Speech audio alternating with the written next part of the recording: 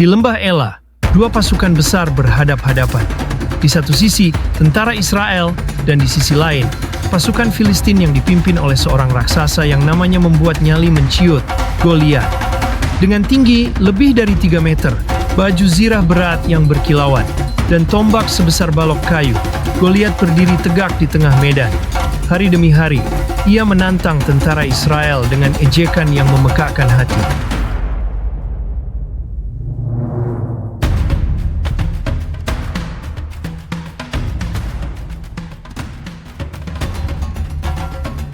Apakah kalian semua pengecut?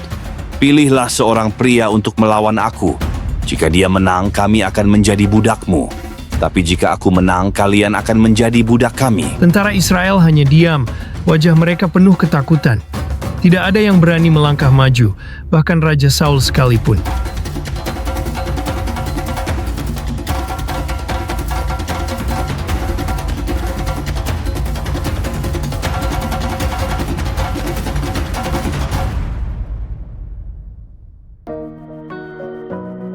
Di perbukitan yang sunyi, seorang pemuda mendaki dengan langkah mantap. Tangannya memegang keranjang makanan, tugas sederhana yang terlihat biasa. Namun, tekad di wajahnya berkata lain. Dia adalah Daud, seorang gembala muda yang datang bukan hanya membawa makanan, tetapi juga keberanian yang tak tergoyahkan. Dari kejauhan, dia melihat medan perang yang dipenuhi ketakutan. Pasukan Israel gemetar, sementara di sisi lain, Goliat dan ribuan tentara Filistin berdiri dengan penuh keyakinan. Tapi Daud, meski tubuhnya kecil dan tak berpengalaman dalam perang, tak menunjukkan keraguan. Langkahnya penuh kepastian, matanya menatap lurus ke depan. Hari ini, sejarah akan berubah. Tuhan, mengapa mereka semua takut? Bukankah Kau bersama kami? Namun bukan hanya Daud yang ada di medan itu. Kakak-kakaknya yang lebih besar dan lebih kuat berdiri bersama para tentara, wajah mereka dipenuhi kecemasan. Mereka telah lama berlatih di medan perang, dan meskipun mereka lebih berpengalaman, rasa takut tetap menghantui. Kakaknya Eliab melihat Daud dengan tatapan mencemooh. "Apa yang kamu lakukan di sini?" Katanya, suara penuh keheranan. "Ini bukan tempat untukmu, Daud. Ini bukan permainan." Namun meski mereka meragukannya, Daud tidak gentar. Di antara suara bisikan ketakutan dan keraguan, tekadnya semakin jelas. Dia tahu dalam hatinya bahwa ini adalah momen yang menuntut keberanian, sesuatu yang tak diukur dengan ukuran tubuh atau pengalaman, melainkan dengan keyakinan yang tak tergoyahkan. Tetapi Daud tidak mundur. "Aku akan melawan dia," katanya kepada Raja Saul. Awalnya, Saul menolak, tetapi akhirnya ia memberikan Daud kesempatan, bahkan menawarkan baju zirahnya sendiri. Namun Daud menolaknya. "Aku tidak bisa berjalan dengan ini," katanya. "Aku akan pergi dengan apa yang aku miliki." Dengan tangan kosong, Daud mendekati sebuah sungai kecil. Ia memilih 5 batu licin, memasukkannya ke dalam kantongnya, dan melangkah ke medan perang dengan ketapel di tangannya. Di kejauhan, Goliat tertawa terbahak-bahak. "Apakah aku ini anjing, sehingga kau datang kepadaku dengan tongkat?" teriaknya.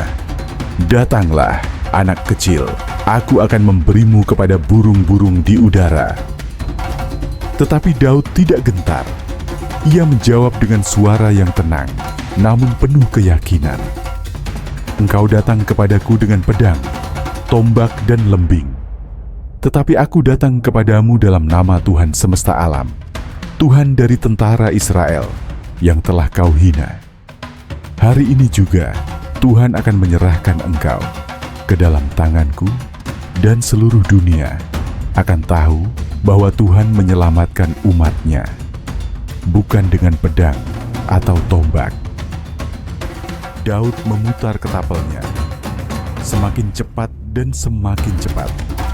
Goliat maju dengan langkah berat, tetapi ia tidak menyadari apa yang akan datang. Dengan gerakan cepat, Daud melepaskan batu dari ketapelnya. Batu itu melesat cepat seperti kilat, menghantam tepat di dahi Goliat. Dalam sekejap, raksasa itu terhuyung, dan kemudian jatuh dengan keras ke tanah.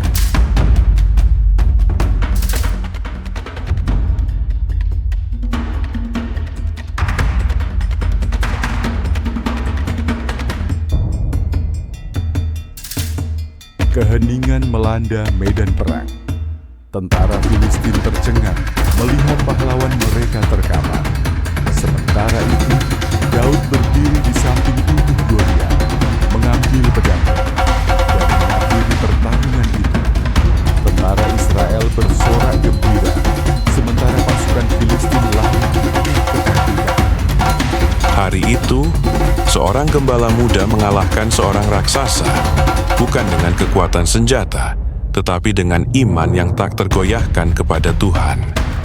Nama Daud menjadi simbol keberanian, dan kemenangan itu menjadi pengingat bahwa dengan Tuhan di pihak kita, tidak ada raksasa yang terlalu besar untuk dikalahkan.